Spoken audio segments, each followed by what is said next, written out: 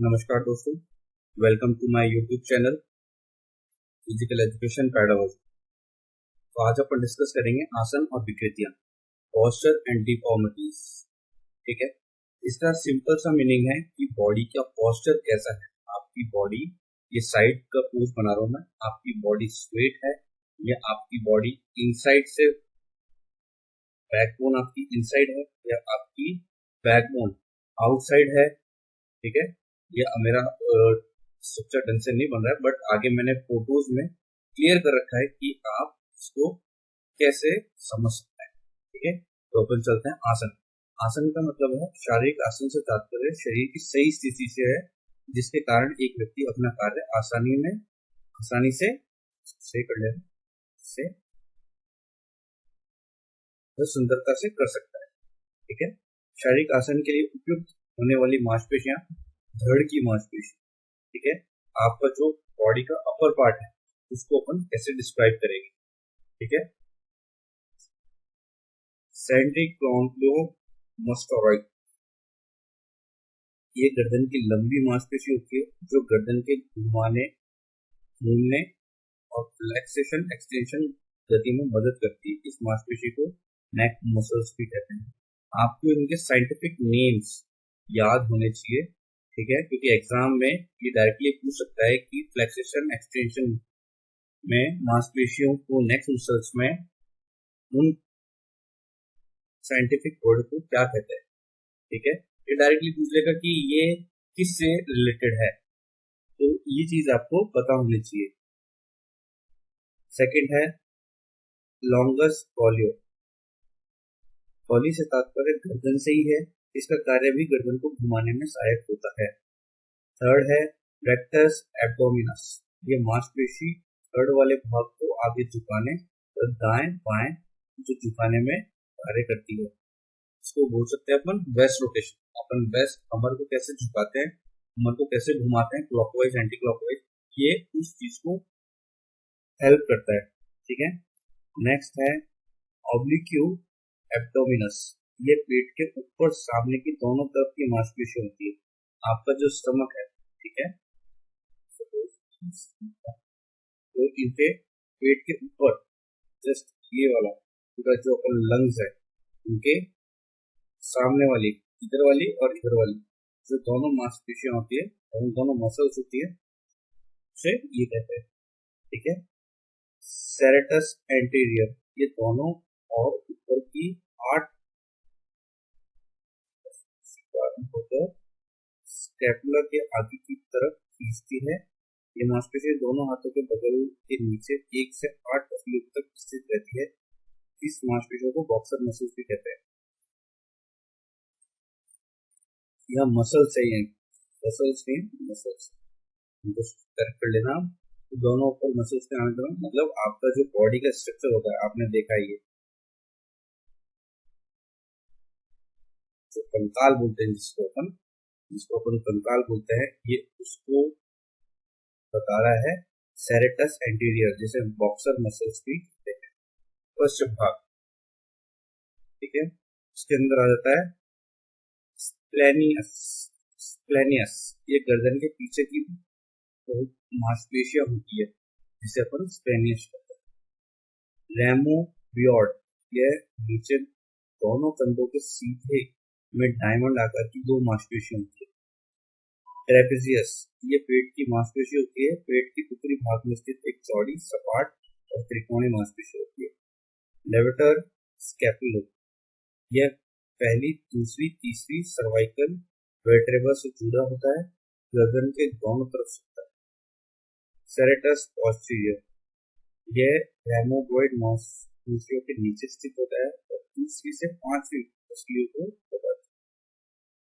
लेटिमिनस डॉर्स, ये एक पेशी पेट के निचले भाग में पिछले भाग में त्वचा के नीचे स्थित है। इस मांसपेशियों को swimmer muscles, growing muscles, wing muscles भी कहते हैं। अभी आपसे पूछ सकता है कि मांसपेशियों में स्विमर मसल्स, ग्रोइंग मसल्स और विंग मसल्स किसे कहते हैं, तो ये आपको नाम ध्यान होना चाहिए, लेटिमिनस डॉर्स। ठीक है, इसके अंदर बेसिकली आपको इन डीप में नहीं पूछेगा, आपको सिर्फ 2 से 3 बार पढ़ना है, तो आपको नॉर्मली ये किस वर्ड से रिलेटेड है तो आपको आइडिया हो जाएगा। ठीक है, नाउ अपन चलते हैं भुजा की मांसपेशियों। भुजा की मांसपेशियों में आता है प्रोसेस मसल्स, जांघ के अंदर की मांसपेशियां जो 1 से लेकर चौथे लंबर वर्टेब्रस से जुड़ी होती है। एलियक, जांघ के अंदर की मांसपेशियां जो कूल्हे के ऊपरी भाग से होकर नीचे की ओर आती है। क्वाड्रिसेप्स, ये जांघ की एक बड़ी शक्तिशाली मांसपेशी होती है। 4 मांसपेशियों से मिलकर बनती है, लेक्टस, मेडियल्स, लेटरल्स एंड इंटरमीडियस। ये नाम आपको पता होने चाहिए और यह पूछ सकता है जांघ की सबसे बड़ी मांसपेशी, शक्तिशाली मांसपेशी कौन सी है, तो ये क्वाड्रिसेप्स। नेक्स्ट, ग्लूटस मीडियस मीनियस, ये कूल्हे की मांसपेशी है। ये शरीर की सबसे बड़ी मांसपेशी होती है। ये शरीर की सबसे बड़ी मांसपेशी होती है, कौन सी होती है? ग्लूटस मीडियस और मीनियस। टेंसर फैसिलिटेट, ये जांघ की बराबर की मांसपेशी है। Long extensor of toes, interior tibia muscles, यह पंजे की मांसपेशियां होती है जो पंजे के लिए एक्सटेंशन की गति करती है। टिबिया हड्डी के सामने स्थित मांसपेशियां इंटीरियर टिबिया कहलाती है। ठीक है, ये जो भी जितने भी अपन ने वर्ड्स पढ़े ये साइंटिफिक वर्ड्स है, इनको पढ़ने में डेफिनेटली प्रॉब्लम्स होगी, बट आप 1 से 2 बार या 2 से 3 बार भी आप पढ़ेंगे तो इसीलिए आप उनको माइंड में फीड कर सकते हैं कि ये वर्ड किस बॉडी पार्ट से रिलेटेड है। ठीक है, अब गलत आसन किस कारण होता है ये अपन करेंगे। गलत आसन किस कारण से होता है? Bad posture, causes of bad posture, कार्य की प्रगति के कारण।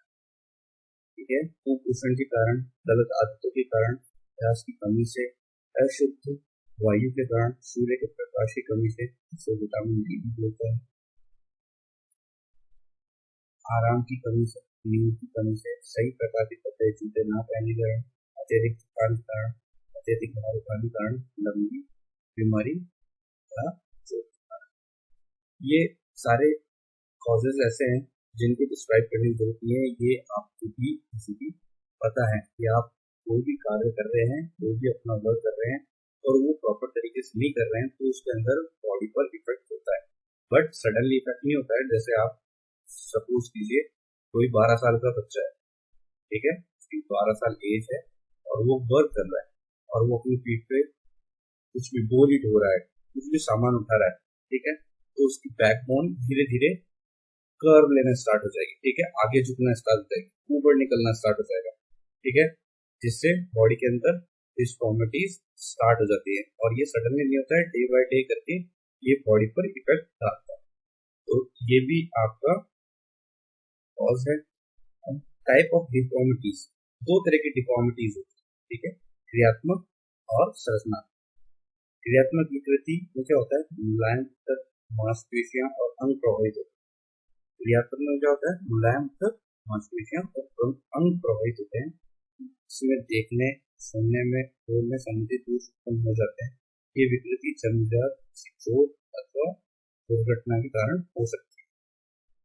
कोई सिंपल सा यदि आप खेल रहे हैं, ठीक है, और आपकी नाक पे, कान पे लग जाती है, आंखों पे लग जाती है और उससे दिखना बंद हो जाता है, तो ये क्रियात्मक विकृति कहलाएगी। टाइप ऑफ डिफॉर्मिटीज का एक जो पार्ट है। ठीक है, चोट के कारण तो लगी जाती है, जन्मजात भी हो सकती है। ठीक है, और सेकंड संरचनात्मक विकृति, हड्डियों व मांसपेशियों के प्रभावित होने पर संरचनात्मक विकृति उत्पन्न होती है। ये विकृति जन्मजात और अन्य किसी बीमारी, दुर्घटना, चोट और कुपोषण के कारण हो सकती है। कोई सडनली कोई भी बीमारी उत्पन्न नहीं होती है, डे बाय डे आप कुछ कर रहे हैं, आपकी बॉडी पे इफेक्ट हो रहा है, आपकी मसल्स, आपकी बोन्स पे इफेक्ट हो रहा है, तो ये इसके अंदर संरचनात्मक विकृति के अंदर आ जाएगा। अब कुछ विकृतियां हैं जिसके अपन डिस्कस करेंगे, लॉर्डोसिस और हॉलोबैक। ठीक है, आपको क्या करना है, जो ये मैं 2 नाम बता रहा हूँ, आपको ये दोनों नेम्स याद रखने हैं। हॉलो बैक और लॉर्डोसिस। क्वेश्चन पेपर में इजीली पूछ लेते हैं लॉर्डोसिस या हॉलो बैक किसे कहते हैं, ठीक है। इसमें कमर वाले भाग आगे की तरफ अत्यधिक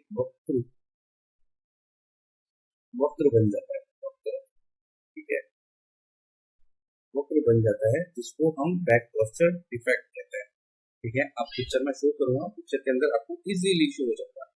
जो आपका बॉडी पोस्चर है, जो आपकी जस्ट हिप से ऊपर वाली बोन होती है, जो हिप से ऊपर वाली बोन है उसके अंदर कर्व आ जाता है, क्योंकि डाउन साइड जो बॉडी है आपने देखा होगा हमेशा अपनी बैक ऐसे रहती है, फिर लोअर पार्ट ऐसे थोड़ा सा छू जाता है। मैंने थोड़ा ज्यादा छुपा दिया, सॉरी।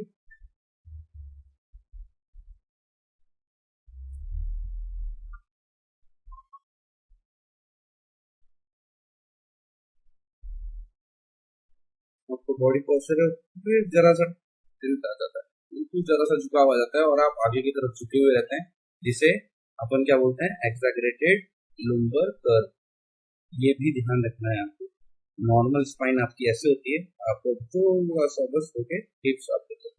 बाकी lordosis of the spine exaggerated lumbar curve में क्या होता है, आपकी कर्व पूरा ज्यादा आ जाता है और आपकी हिप्स और आपकी बैकबोन अलग से कर्व बना लेती है, ठीक है।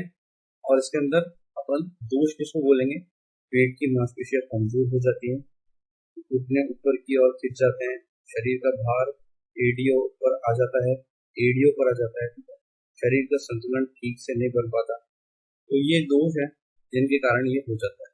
कारण फेफड़ों और फूलों में रोग या विकार होने के कारण हो सकता है, ऊपर का सही तरह से उपचार न होने पर, एक्नोट्रोफिसिया नामक रोग होने के कारण, अत्यधिक मोटापे होने के कारण, अत्यधिक उम्र होने के कारण। यहाँ पे मोटापे से मतलब है आपका वेट बॉडी में, आपका वेट एज के अकॉर्डिंग नहीं है, तो ऑटोमेटिकली वो वेट किस पे पड़ने लग जाएगा, आपकी बैकबोन पे। बैकबोन से फिर कहाँ पर आएगा, नीज पर आएगा, नीज से कहाँ पर आएगा, नीचे आएगा, लेग्स पर आएगा।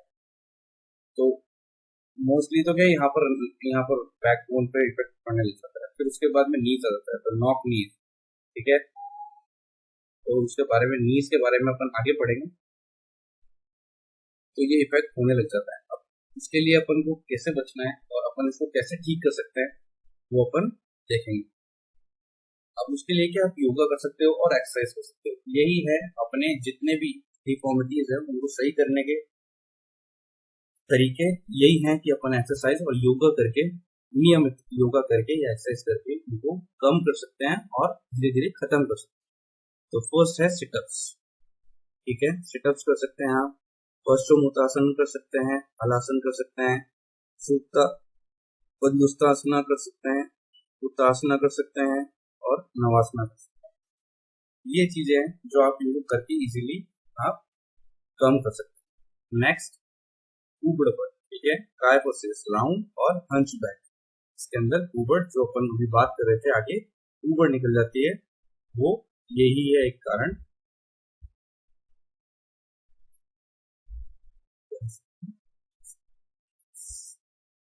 इसमें क्या होता है, ऊबड़ निकल जाती है, ये विकृति में पीठ पीछे की ओर,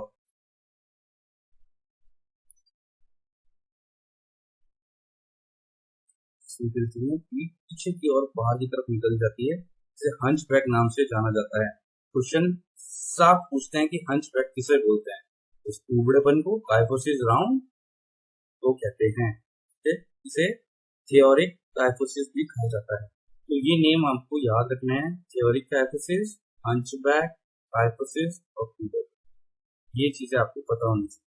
अब देखो, नॉर्मल आपकी स्पाइन ऐसे होती है, कायफोसिस में क्या होता है, आपकी बॉडी ऊपर की तरफ से झुकती है, नीचे की तरफ से किसमें झुकती है, नीचे की तरफ से किसमें झुकती है, लॉर्डोसिस, हॉलो बैक, ठीक है। हंचबैक में ऊपर की तरफ से झुकती है और बॉडी फिर वापस स्ट्रेट हो जाती है। कारण दमा, ट्यूबरक्लोसिस, रीढ़ की हड्डी असामान्य विकास होने के कारण, गलत आसन के कारण, सेरेसिस रोग के कारण, मेरुदंड ट्यूमर के कारण, सिर को आगे की ओर ज्यादा देर तक झुकाने के कारण, राउंड शोल्डर, ठीक प्रकार से न बैठना, अब इसके अंदर मैं इसको कंसिडर करूंगा क्योंकि आज के टाइम पे लॉकडाउन हुआ है, उसके बाद से नॉर्मल लाइफ हो गई है और अपन सब एडिक्ट हो चुके हैं मोबाइल। ठीक है, और मोबाइल आप कैसे चलाते हैं, आपकी नेक पर फोर्स डाल के, तो आपकी नेक हमेशा झुकी हुई रहती है और उसका इफेक्ट किस पर आता है, आपकी बैक पर। तो ये इसका कारण है। फिर अपन करेंगे दोष निवारण अभ्यास, भुजंगासन, कैट पोज और अधोमुखासन। ये कारण से आप इसको अपनी बैक को सही कर सकते हैं भुजंगासन से, कैट पोज से और अधोमुखासन से। 3 पोज है और भी एक्सरसाइज है जो आप डेली रूटीन में फॉलो करके आप अपने काइफोसिस को ठीक सकते हो, ठीक कर सकते हो। ठीक है, टूटड़ेपन को ठीक कर सकते हो। नेक्स्ट आता है स्लोसिस, लेटरल डेविएशन ऑफ स्पाइन। इस विकृति में मेरुदंड आगे की तरफ झुक जाता है, जिसके कारण कंधे एक तरफ झुकते हैं और दूसरी तरफ निकल जाता है। और 2 प्रकार के होते हैं सैलोसिस, 2 प्रकार के होते हैं। पहला सी आकार का बनता है, दूसरा एस आकार का बनता है। एस आकार को डबल स्लोसिस कहते हैं। क्या होता है, सिंपल सा है, आपकी बॉडी है, ठीक है, ये आपकी बॉडी, ठीक है, आपकी बैकबोन आई सीधा ऐसे करके ऐसे हो गई, ठीक है, ये हो गया सी। फिर आपकी ये फेस है, फिर आपकी बॉडी ये हो गई, ये हो जाती है, ये होता है एस। ठीक है, जिसे अपन डबल स्लोसिस को, इसको अपन डबल स्लोसिस। और इसके अंदर सी आकार की बनती है, इसके अंदर कंधा एक तरफ को झुक जाता है, इसके अंदर भी सेम कंधा एक तरफ झुक जाता है, और इसमें भी सेम कंधा एक तरफ झुक जाता है, इसे सी आकार का बनता है। ठीक है, तो स्लोसिस 2 प्रकार की होती है, सी आकार की और एक एस। ठीक है, अब इसके अंदर अपन देखते हैं, देखो आपकी बैकबोन बिल्कुल स्ट्रेट, फिर आपकी टिल्ट होना स्टार्ट, ठीक है, फिर आपका कर्व लेना स्टार्ट किया, इसे थियोरिक स्लोसिस बोलते हैं, इसे लुम्बर स्लोसिस बोलते हैं, थोरोलुम्बर स्लोसिस बोलते हैं। जब बीच में से जाती है, जब बैकबोन बीच में से कर्व आना स्टार्ट हो जाता है तो थियोरिक लुम्बर स्लोसिस। फिर जो एस आकार की आती है, इसकी अपन बात कर रहे थे अभी, इसे कंबाइंड स्लोसिस भी बोलते हैं। और तो क्या देखा था हमने, डबल स्लोसिस।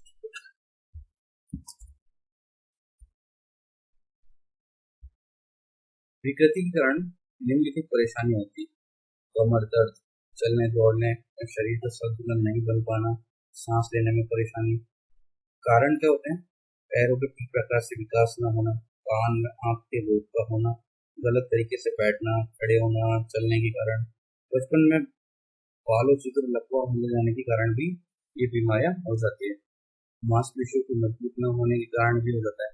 आपका कुपोषण है, आपने डाइट सही नहीं ली है बचपन से और आप नॉर्मल खाना खाते हुए जा रहे हैं, तो उसका इफेक्ट कहाँ पे पड़ता है, आपकी बॉडी पोस्चर पे, आपकी बॉडी मसल्स पे, आपकी बोन्स पे। तो आपकी बोन्स मजबूत नहीं होगी तो ऑटोमेटिकली आपकी बैकबोन में कर्व आना स्टार्ट हो जाएगा, और आपकी हड्डियां मजबूत नहीं होगी तो आप ऑटोमेटिकली वीक रहेंगे, किसी भी एक्टिविटी में पार्टिसिपेट नहीं कर पाएंगे, कोई भी चीज खाने में असमर्थ रहेंगे। ठीक है, तो उसको आप कैसे कम कर सकते हैं, दोष निवारण अभ्यास।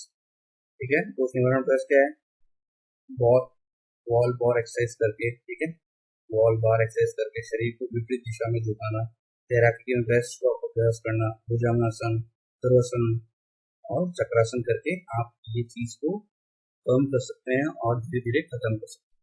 राउंड शोल्डर, इस विकृति में दोनों कंधे असामान्य स्थिति में न रहकर आगे की तरफ निकल जाते हैं या झुक जाते हैं। इसमें देख रहे हैं नॉर्मल कैसे होता है, नॉर्मल कंधे ये होता है, ऐसा होता है, लेकिन इसके अंदर तो पूरे ही नीचे झुक रहे हैं। ठीक है, जिससे अपन राउंड शोल्डर बोलते हैं।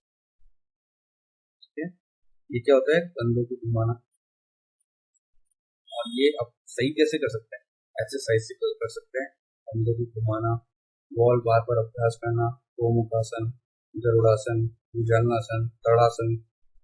ठीक है, ये एक्सरसाइज करके आप इसको कम कर सकते हैं। अब रिजिड स्पाइन, रिजिड स्पाइन क्या होती है, ये विकृति मांसपेशियों के विकार से संबंधित होती है। मेरुदंड में डिस्क के बीच में तरल पदार्थ सूख जाता है, तब मेरुदंड में लचकता कम और खत्म हो जाए तो उसे रिजिड स्पाइन कहते हैं। ये किस कारण होता है? आलस, मेरुदंड में चोट, ज्यादा देर बैठ जाने के कारण। और इसको कैसे कर सकते हैं? सही कैसे कर सकते हैं? अल्टरनेटिव टो टच करके, हलासन और कमर घुमाना। ये कमर है, ठीक है। रिजिड स्पाइन का मतलब क्या है? सपोज आपकी बोन ये,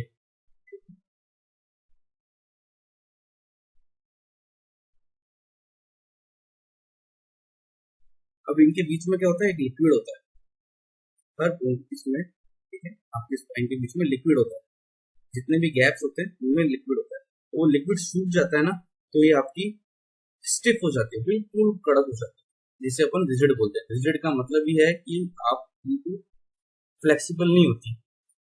रिजिड का मतलब है नॉट फ्लेक्सिबल, तो आपकी बैकबोन फ्लेक्सिबल नहीं है, तो उस चीज को हम रिजिड स्पाइन बोलेंगे। और ये क्यों होती है? आप जब बिल्कुल लेजी हो जाते हैं, ठीक है, ज्यादा देर बैठने के कारण भी हो सकती है, ठीक है, आलस के कारण भी हो सकती है, यदि आपकी बैकबोन में चोट आ गई हो, गिर गए हो, कभी एक्सीडेंट हो गया हो, तो उस कारण भी ये चीज आ सकती है, तो जिसे अपन रिजिड स्पाइन बोलते हैं। अब बो लैग और जेनुवेरम, ये दोनों नाम आपको ध्यान रखने हैं, बो लैग और जेनुवेरम। इस आकृति में दोनों पर धनुष और कमान जैसी आकृति में बन जाते हैं, फिर जन्मजात होने की संभावना अधिक होती है। घुटने के जोड़ में असमानता, टीबिया फिबुला में कमी इस विकृति के कारण होती है। ये ध्यान रखना है, घुटने के जोड़ की असमानता, टीबिया फिबुला में कमी भी इसी विकृति के कारण होती है। तो अपन इसके अंदर मैंने पिक्चर इसलिए ऐड करी कि आप इजीली आप समझ पाए और आपके डाउट्स जितने भी क्लियर हो जाए। आपके नॉर्मल लेग्स ऐसे रहते हैं, बो लेग के अंदर आपके दोनों लेग्स बाहर की तरफ आ जाते हैं, धनुष आकृति में आ जाते हैं, और गैप दोनों में बहुत ज्यादा हो जाता है, जिसे अपन बो लेग कहते हैं। रिएक्टस नामक रोग के कारण भी हो सकता है। बो लेग किस कारण हो सकते हैं? रिएक्टस के कारण भी हो सकते हैं, विटामिन डी, कैल्शियम, फास्फोरस की कमी के कारण भी हो सकते हैं, हड्डी के कैंसर होने के कारण भी हो सकते हैं, ठीक है। अब इनको अपन सही कैसे कर सकते हैं? योगा और एक्सरसाइज। तो दोष निवारण अभ्यास में है shavasana, trikonasana, horse riding, massage, इनके कारण आप वो लेग को ठीक कर सकते हैं। अब आता है नॉकनी और जेनुवेक्लम। अब देखो दोनों में डिफरेंस क्या है? इसमें जेनुवेरम है, VARUM,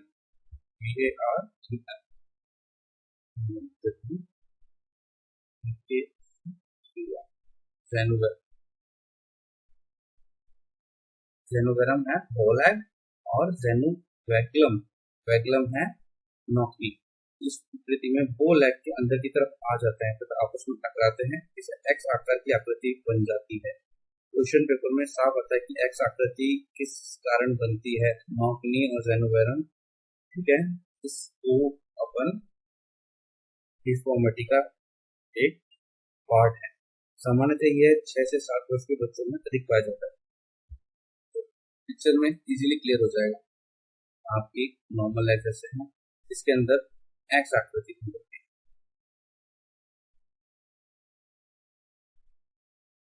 ठीक है। नॉर्मली किस कारण होते हैं? वेट अधिक, मैक्सिमम मैंने खुद ने प्रैक्टिकली देखा है, ये वेट अधिक होने के कारण होता है।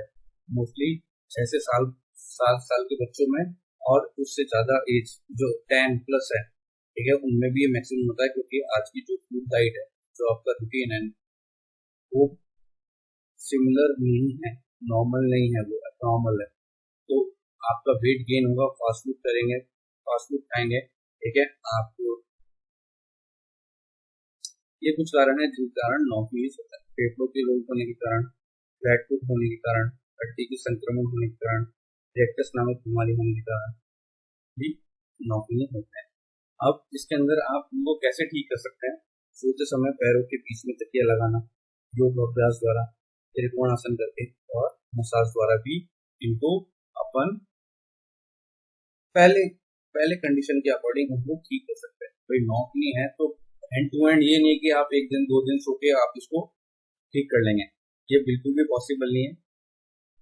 ये डेली रूटीन और डेली करने से ही आप अपने पहले पोस्चर से दूसरे पोस्चर में आप कन्वर्ट धीरे धीरे ही कर पाएंगे, ठीक है। फ्लैट फुट फ्लैट फुट सामान्य पंजों वाले व्यक्तियों के पंजों में नीचे तलवों वाली मांसपेशियां सामान्य वक्त बनाती है।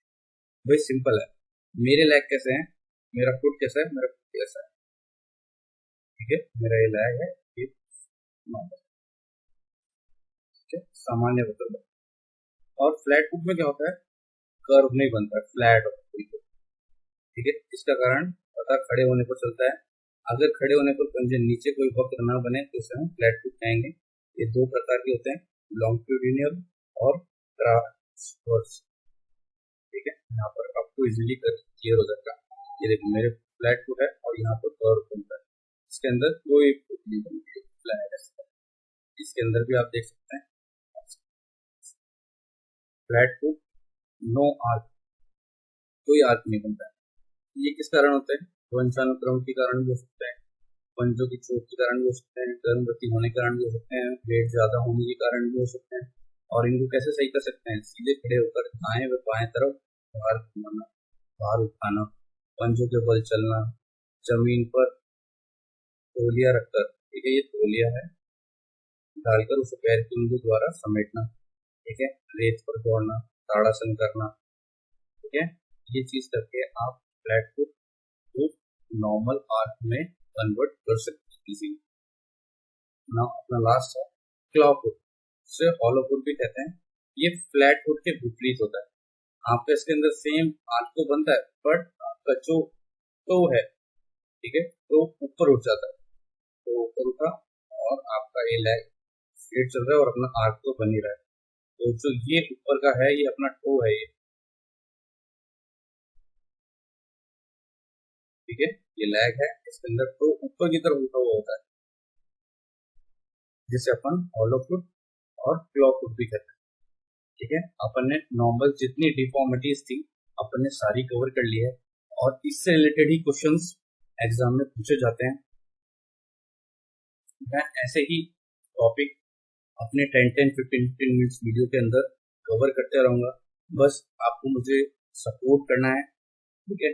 और आपको कोई भी डाउट है तो आप कमेंट बॉक्स में कमेंट कर सकते हैं। मैं ऐसे ही अपना second paper, PTI second paper, ये सारे टॉपिक्स ऐसे ही कवर कराऊंगा। बस आपको मेरा साथ देना है, और आपको लगता है कि मैं और अच्छे तरीके से पढ़ा सकता हूँ तो आप अपना सजेशन भी दे सकते हैं कि सर आप किस तरीके से भी पढ़ा सकते हैं। तो मैं ट्राई करूंगा कि बेस्ट से बेस्ट अपना दूं और आपको ज़्यादा से ज़्यादा टाइम दे सकूं। Thank you and have a nice day. Please do subscribe, share and like my channel.